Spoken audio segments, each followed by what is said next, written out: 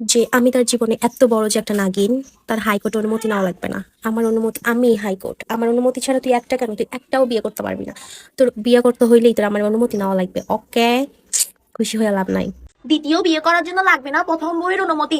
High court থেকে এই রায় দেওয়ার সাথে ও বাবা গো বাবা পুরো একটা বেড়া জাতি খুশিতে লাফাইতেছে, লাগতেছে এরা কোন লটারির টিকিট পাই গেছে। মানে আমি বুঝলাম না, তোরা বেটারা ভালো করে একটা বউ সামলাতে পারছ না, একটা বউকে ট্যাকেল দিতে পারছ না, তোরা আবার দুইটা বিয়ের স্বপ্ন দেখোস।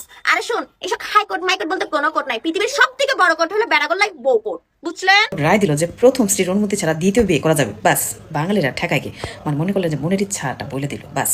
মানে আমার ফ্রেন্ড লিস্টের তালিকায় এতজন এটা শেয়ার দিছে, এটা নিয়ে স্ট্যাটাস দিছে। মানে আমি তো অবাক যে হাইকোর্টের অন্য কোনো রায় নিয়ে কিন্তু এত প্রতিক্রিয়া আমি দেখি না।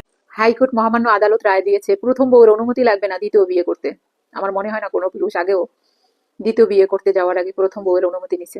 এই দেশে আবার নিয়ম করছে দ্বিতীয় বিয়ে করতে লাগবে না অনুমতি। না ঠিকই আছে, মানে কি একটা অবস্থা কি কমো। তোকে বিয়ে হয় কিনা ওই চিন্তা কর, পরে জামারে দ্বিতীয় বিয়ে করতে দিবি না দিবি ওইটা সমস্যা নেই, আগে তোকে বিয়ে হয় কিনা ওই চিন্তা কর।